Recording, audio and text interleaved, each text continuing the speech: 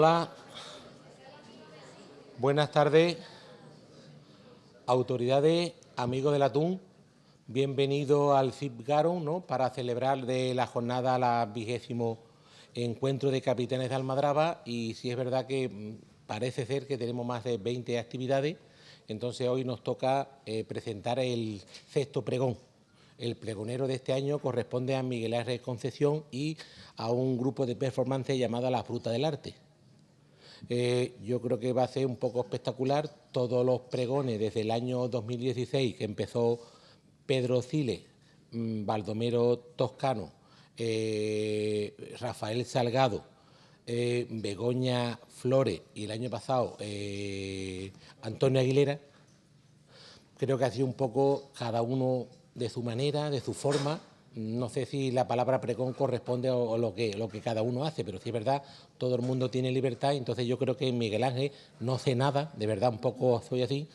He visto esto, me ha sorprendido la sal de un poco de Isla Cristina, cloruro sódico, y yo creo que va a merecer la pena haber estado aquí. Y lo de siempre, me han dicho que merece la pena estar aquí para ver un poco antes y un poco después, a ver qué es lo que sucede con Miguel Ángel Concepción. Doy paso a Antonio Aguilera, que va a presentar el pregonero de este año.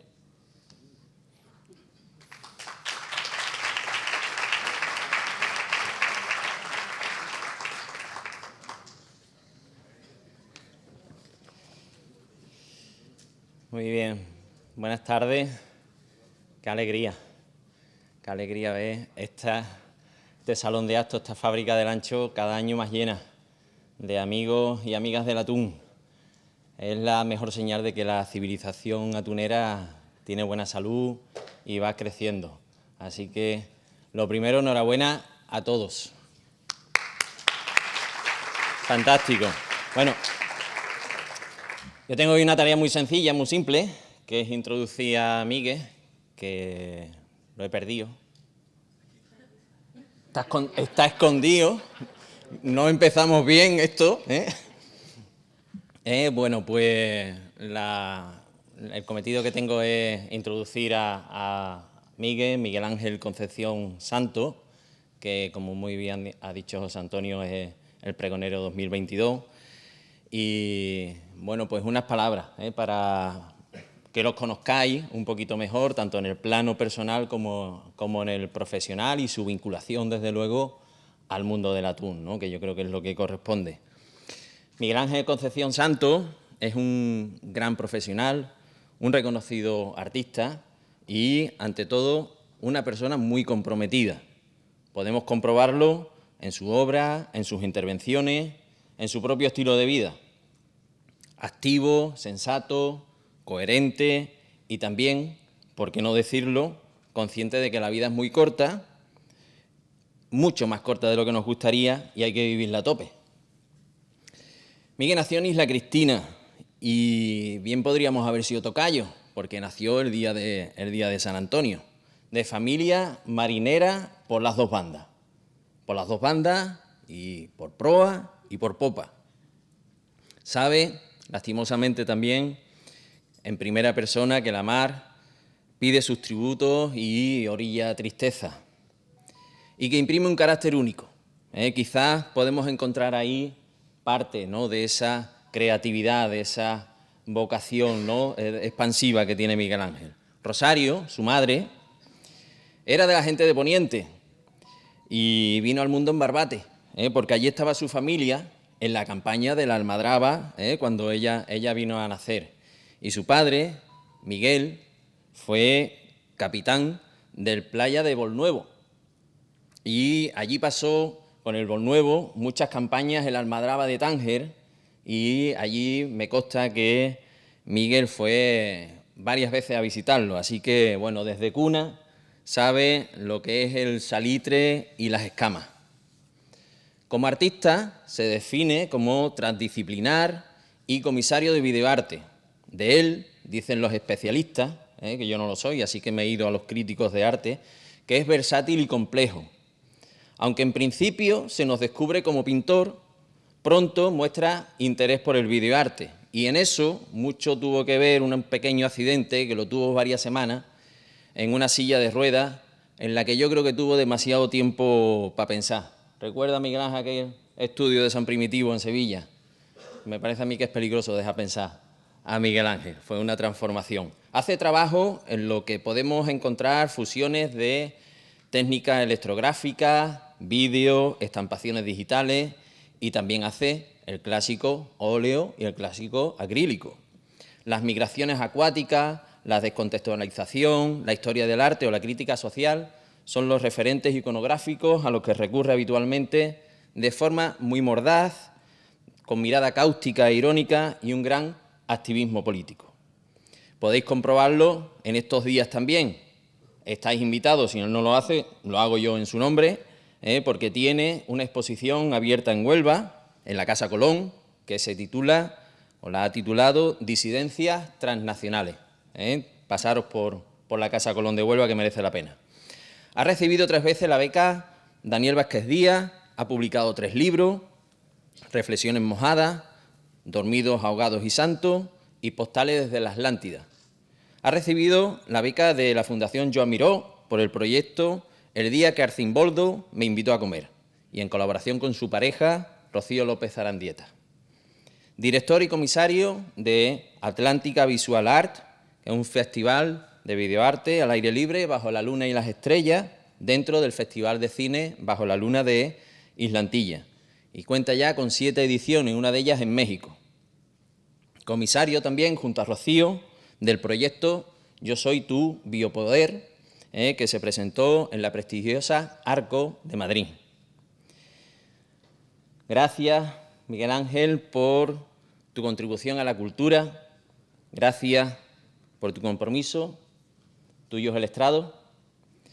Amigos, amigas del Atún, con vosotros el pregonero de las jornadas Arraes y Sotarraes 2022, Miguel Ángel Concepción.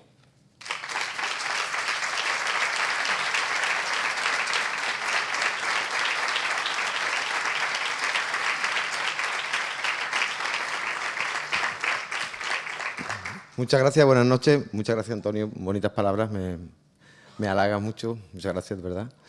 Y nada, damos paso al espectáculo. Por favor, un aplauso para Eva Vaz.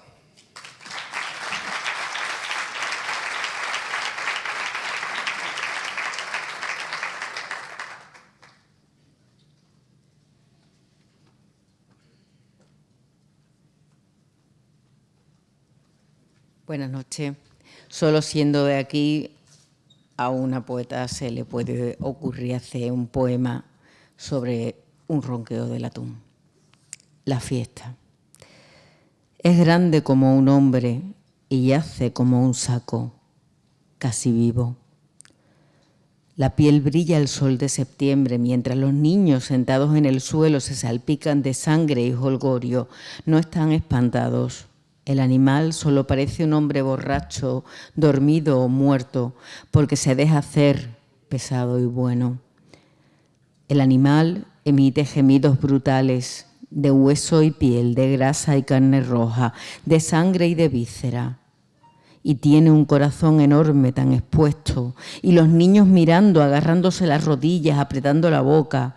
La cabeza se desprende cierta, como si estuviera previamente recortada. El animal es como un hombre, borracho, dormido o muerto. El ruido es una jarana alegre en la plaza y un quejido de huesos lacerados, un gemido gutural desprendiendo costilla a costilla la carne firme y hermosa, como una decapitación de huesos ensamblados que ruge su mala suerte. Una guillotina pública o un campo de concentración, y el corazón enorme, que no se come, que pasa desapercibido. El sudor cae del cuchillo el animal como lluvia sobre el mar. Se exhibe ante los espectadores que, apretando las mandíbulas, gimen por dentro su particular ronqueo. Estaba muerto y ronquea el atún y el hombre, ambos idénticos, todos animales, todos trágicamente heridos. Gracias.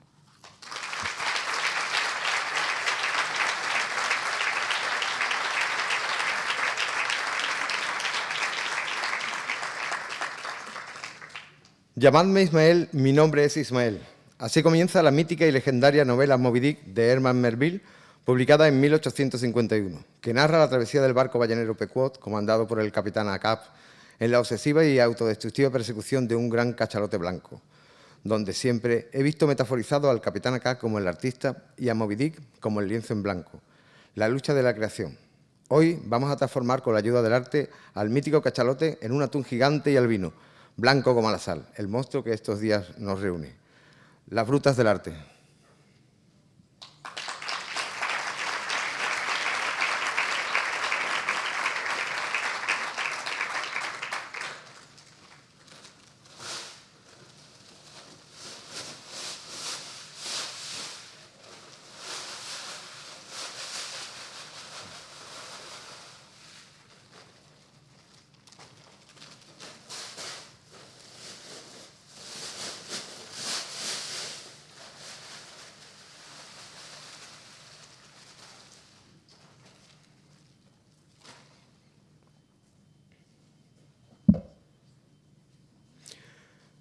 Dos mujeres vestidas de negro, dos mujeres almadraberas como lo fue mi abuela y mi madre. Ellas construyen un copo de sal blanca, blanca como nuestro atún gigante. Las dos mujeres vestidas de negro como el capitán Ahab transforman el copo en un ring, donde van a metaforizar la lucha entre el túnido y el humano, el enfrentamiento entre animal y la fuerza de la razón, entre el hambre y la vida. Un ring construido con sal de las marismas de Isla Cristina y boyas encontradas en la playa, traídas por el mar, la lucha contra la bestia blanca, la vida y la muerte. El disparo final con la lupara, donde el azul del mar se torna en rojo de la sangre. De nuevo sangre y agua, pero ellas transforman en sal blanca. Buscan el blanco de la creatividad, el blanco de la vida y la muerte. Pistolas como luparas para matar y cuchillos brillantes y afilados para ronquear. De nuevo la muerte, la vida y el trabajo. La muerte de miles de atunes, el número exacto pintado con la propia sangre del animal. Ellas son las brutas del arte.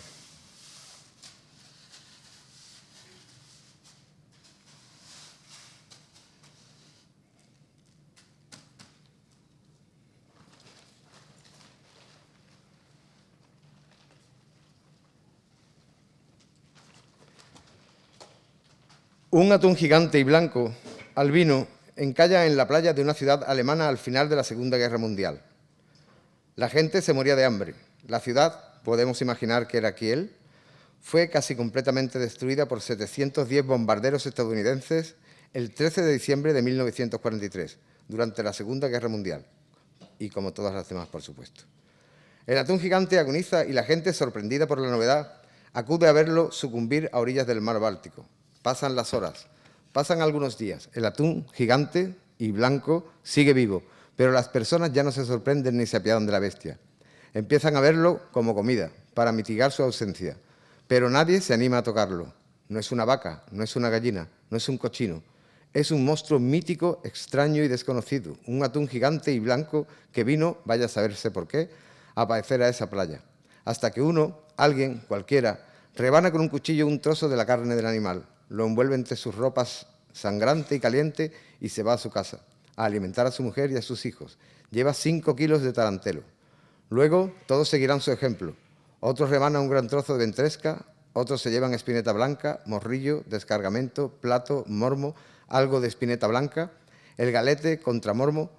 Otros clavaron un enorme cuchillo por el espinazo, lo que produjo un extraño sonido como un ronquito desconcertante, misterioso y perturbador, que asustó a algunos de los participantes. Mutilarán al monstruo blanco como la sal, que seguirá vivo varios días, para proveerse, por supuesto, de sustento, de su carne roja y exquisita. Lo hacen de noche, a oscuras y avergonzados, aunque todos saben que están haciendo lo mismo. El atún gigante, llagado al extremo, martirizado sin remedio, al final muere. Las brutas del arte.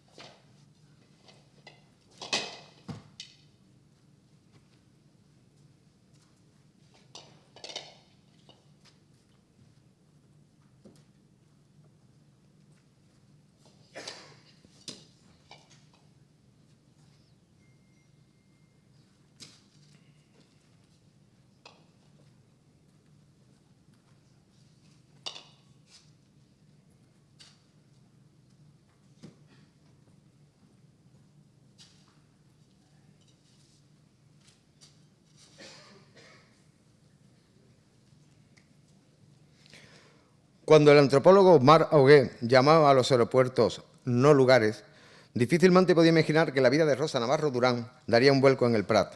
Durante 30 años, esta catedrática de la Universidad de Barcelona había explicado en clases de sus alumnos que el segundo libro más importante de la literatura española, La vida de Lazarillo de Tormes y de sus fortunas y adversidades, era una obra llena de misterios.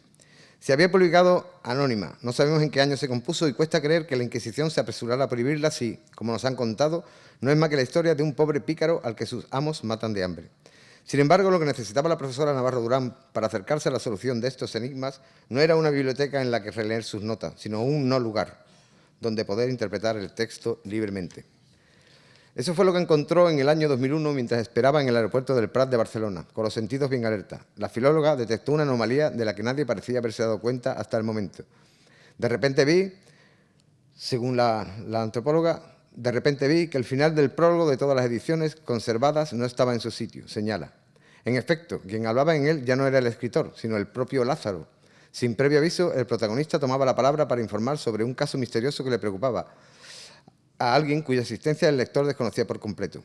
La única explicación posible, se dijo la profesora Navarro Durán, era que ese último párrafo fuese en realidad el comienzo del primer capítulo, y tirando poco a poco del anzuelo, se fue dibujando una interpretación del Lazarillo que por una vez respondía más a preguntas de las que planteaba. Quien se escondía tras el anonimato de la obra era uno de los hombres más brillantes de su época, el conquense Alfonso Vallés, al que el emperador Carlos V había confiado su correspondencia en latín.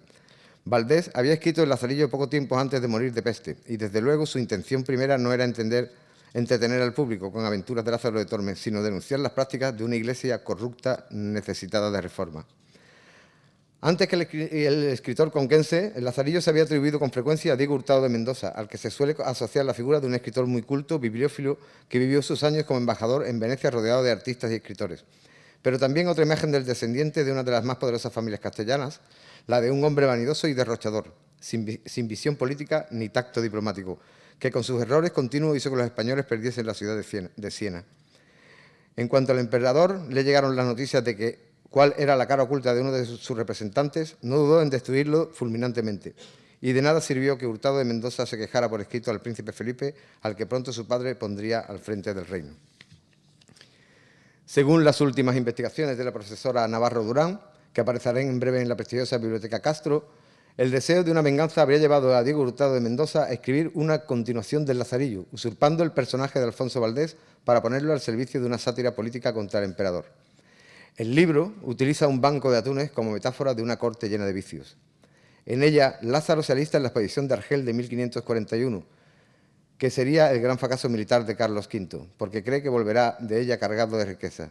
Pero en lugar de oro, lo que encuentra es una furiosa tempestad que destruye la flota imperial y que lo lleva al fondo del mar, en donde acabará transformado en un atún.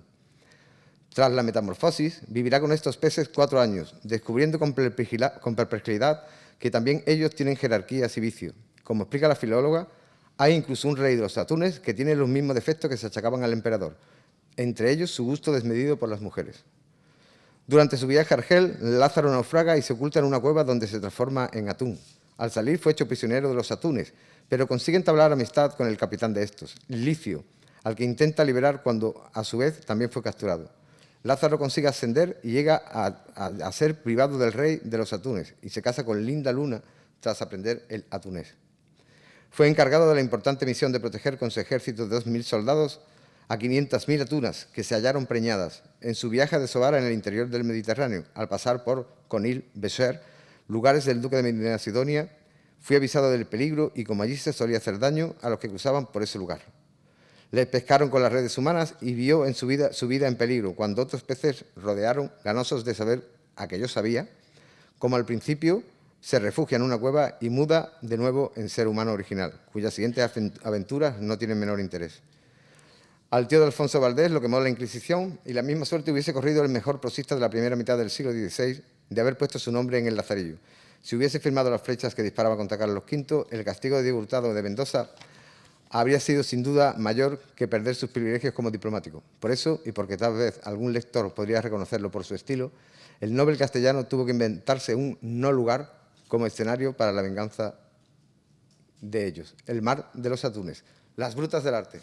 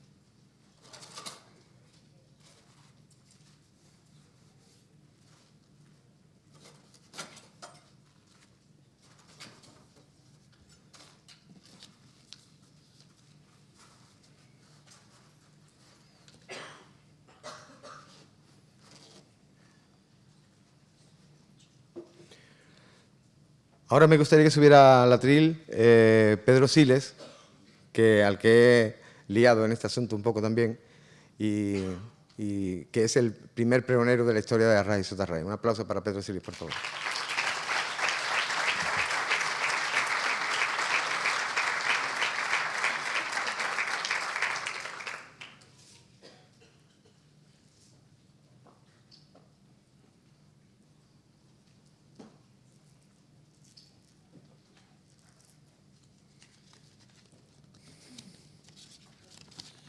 Está linda la mar y el viento lleva esencia sutil de azar.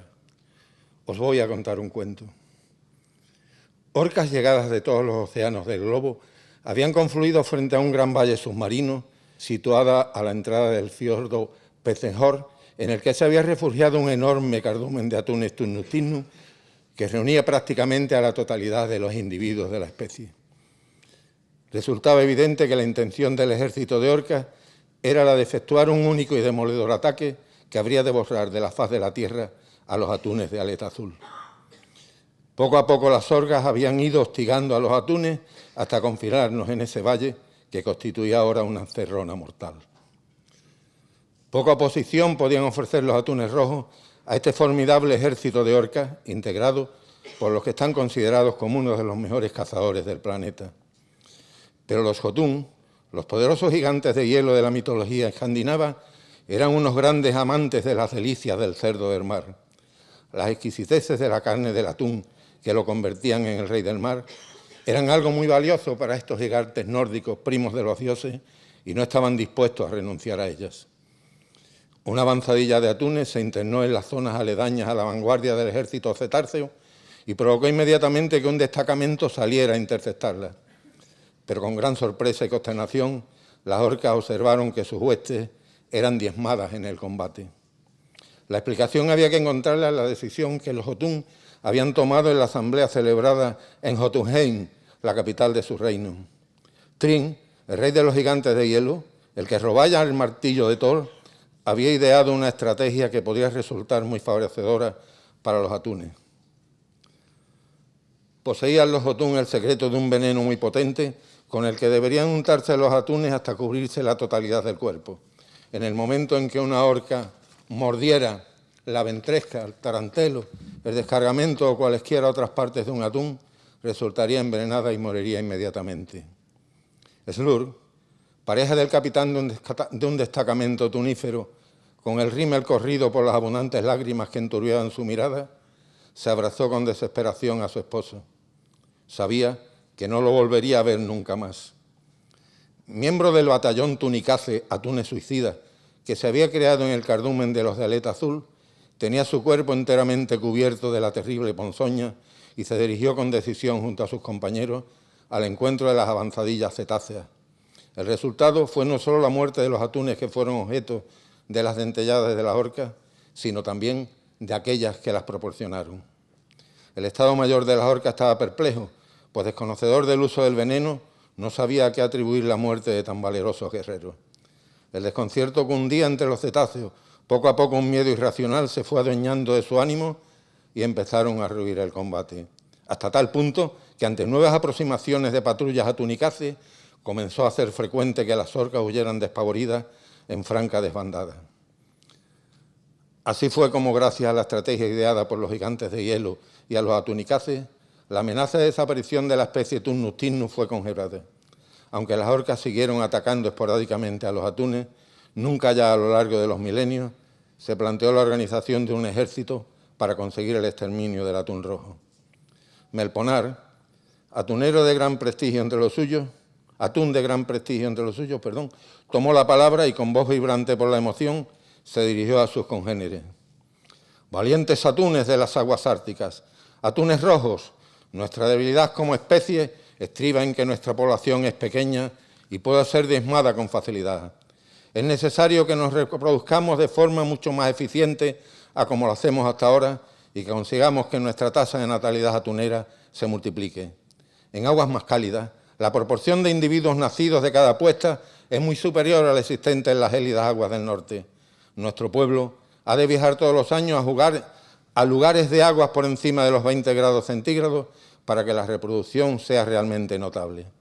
Desde entonces, todos los años por San Fidel, cuando las tórtolas vuelven de África, los atunes procedentes del norte, donde han pasado el invierno y han engordado, llegan en grupos tan numerosos que pueden verse desde el aire a la puerta del Mediterráneo, al estrecho de Gibraltar, más allá del cual se encuentra la tierra prometida de su reproducción. Las atunas, protectoras, harán su puesta en aguas muy pobres en nutrientes, posiblemente para evitar que acudan depredadores de las crías. Pero cuando se produzca la eclosión, una vez agotada la gota de grasa del saco vitelino, no encontrarán ellas tampoco alimentación alguna. La única forma de sobrevivir será entonces la alimentación a base de larvas de otras especies de atún o la práctica del canibalismo. Pero esto ya es otra historia que deberá ser contada en otro pregón.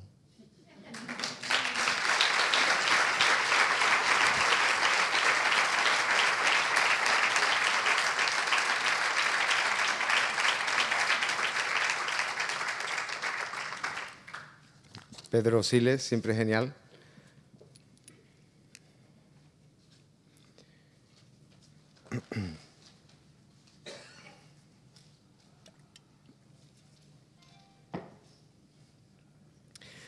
Recuerdo las cientos de historias de la mar que me contaba mi padre durante mi infancia. Algunas inventadas seguramente, otras exageradas por su imaginación, como buen pescador, pero siempre eran para mí fascinantes. Enormes ballenas blancas que asomaban sus lomos cerca de su barco, tanto que se les podía oír respirar, y que miraban con sus enormes ojos a la tripulación de sus barcos, siempre pintados de blanco, azul y rojo. Delfines acompañando y jugando con el barco, una mancha oscura que pasaba por debajo de la embarcación y que resultaba ser una raya gigante, mucho más grande que el barco. Bancos de atunes que saltaban a una velocidad endiablada muy cerca de ellos, tan cerca que se les podía oír respirar. También noches de calma chicha en la mar, iluminados por una imponente y deslumbrante luna blanca, solo con el sonido del agua chocando suavemente contra la quilla del barco y el nadar de los túnidos. También recuerdo un considerable bogavante andando por el suelo de mi casa, jugando con el niño que después escribiría esto, mientras se calentaba el agua para su cocción, o cómo cargaban los barcos con toneladas blancas de hielo y sal. Mucho tiempo después he oído contar a algunos marineros historias de valentía y riesgo por parte de mi padre y otros pescadores, con grandes temporales, lanchas portuguesas disparando al barco y cuya tripulación se embadurnaba de tomate frito para simular que habían sido heridos, o cómo llegaba al puerto su barco cargado de pescado hasta el mástil, capturados con artes de pesca que él modificaba, con los plomos más altos o los corchos más separados, más cortas o más largas, dependiendo de por dónde le llevara su investigación. También recuerdo lo grande que era su amor por la mar y sus hombres, cómo le brotaban las lágrimas cuando veía en las noticias los problemas de estos, tanto si eran de Cádiz, gallegos o valencianos, o cómo lloraba viendo el mar pintado de negro por el Prestige. Y me pregunto qué sentiría ahora si viera todo lo que está pasando a la naturaleza en general, a la mar en particular y a los marineros en concreto. Pero también recuerdo cómo llegó emocionado cuando subió en el Rainbow Warrior, uno de los primeros barcos adquiridos por Greenpeace en 1978, y allí conoció al capitán Paul Watson, uno de sus fundadores, y actualmente fundador de la Sea Shepherd Conservation Society, una organización no gubernamental protectora de focas, delfines, ballenas, tiburones, atunes, tortugas y demás animales marinos, y que van directamente al grano, con una actitud valiente y, si es necesaria, agresiva. Son auténticos guerreros del mar, las brutas del arte.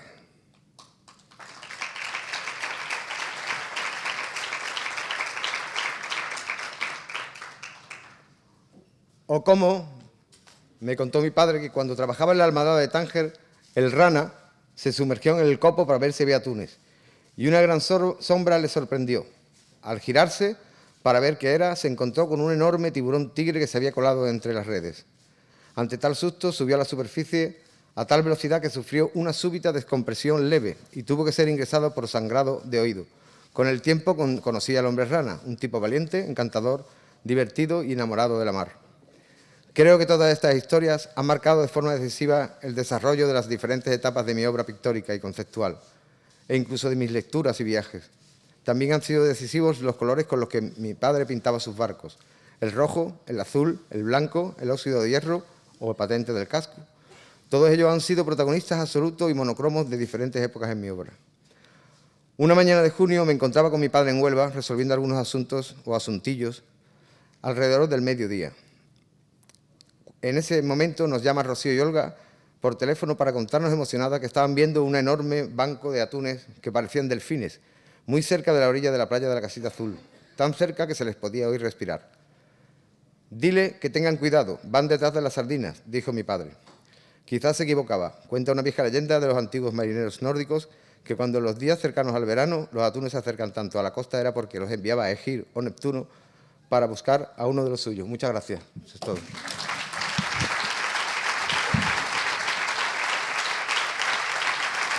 Gracias. Adelante, por favor. Hola, Pedro.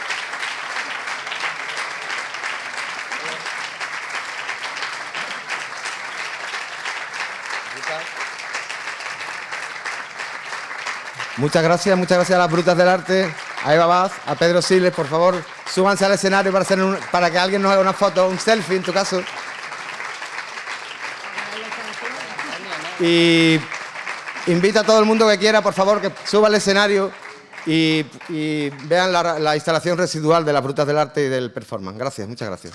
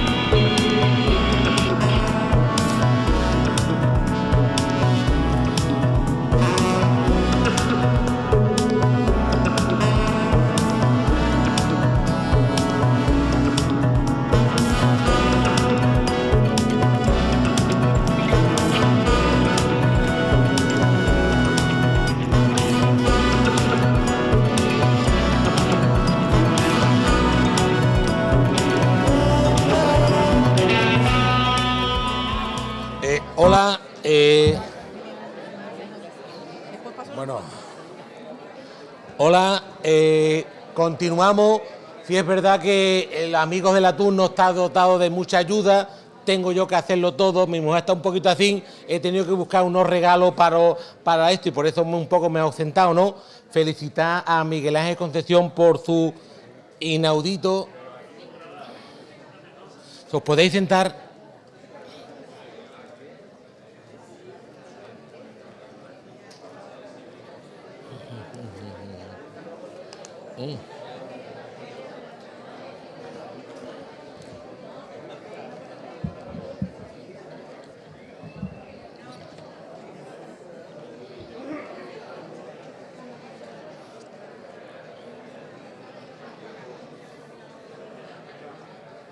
Hola, por favor, sentaros, ¿vale? Lo dicho, bueno, estamos en todos lados para pegar carteles, para ir a presentar el evento, para diseñar, para convencer a la gente, también un poco grosero, para poner dinero, porque esto nos cuesta dinero a cierta gente, pero bueno, no pasa nada. Entonces quiero felicitar a Miguel Ángel Concepción, a Eva Vaz, a Pedro Cile y por supuesto a las Brutas del Arte. Damos un poco lo que tenemos, entonces a Miguel Ángel le vamos a agradecer, le vamos a dar el pregón del año pasado, que está un poco editado, que es de Antonio Aguilera, y le vamos a dar un pequeño detalle. Y el detalle que le vamos a dar es un pin, un poco muy famoso y muy conocido, es de un pin de porcelana que representa un atún tunustino no más que la especie de atún rojo. Sí es verdad que este pin es muy famoso, es muy codiciado y no se vende. El que lo quiera o nos da de comer a cierta gente o da un pregón o da una conferencia, lo que vale.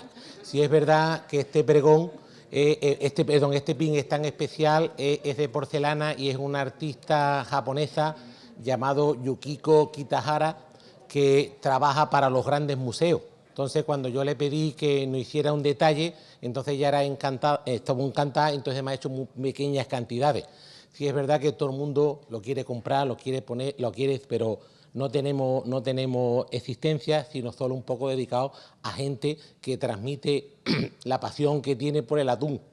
Entonces, pues nada, para entregarle a Miguel Ángel Concepción un pin de Yukiko Kitahara. Ábrelo, que lo ve. A las Brutas del Arte.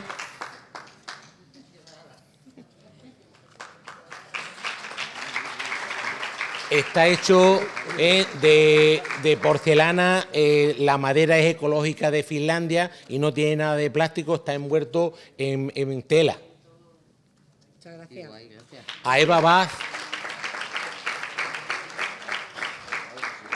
y a Pedro Cile, que ya tiene 2 o 3. Qué guay. Bueno, pues Gracias. Muchas gracias. poner aquí, ¿no? Muchas gracias. Fíjate, no es un pin, es un alfiler.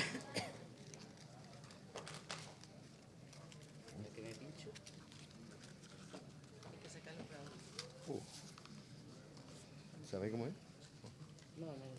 ¿Sabéis? ¿Cómo se llama? Pedro, el tuyo. ¿Sabéis?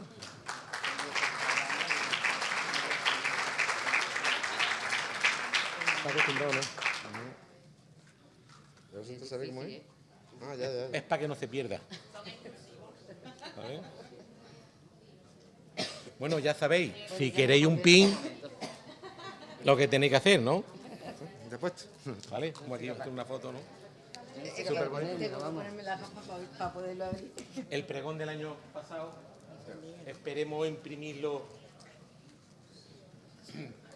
el año que viene y le hemos dado un tiento a, ¿vale? A cierto isleño para que sea pregonero del año que viene. Me voy a arriesgar, no sé si será o no, ¿no? Bueno, pues ya se dirá, ¿vale? Pues nada, esto es, ahora vamos a tener un descanso de 15 minutos y después van a venir los almadraberos de Poniente, que han trabajado en las almadrabas de Barbate, Sahara, Tarifa y Conil, pero son de Isla Cristina, ¿vale? Algunos tienen más de 45 años trabajando en las almadrabas y dentro de un ratito nos van a decir y nos van a mostrar su vivencia. Un cuarto de hora para retirar esto y ahora nos vemos.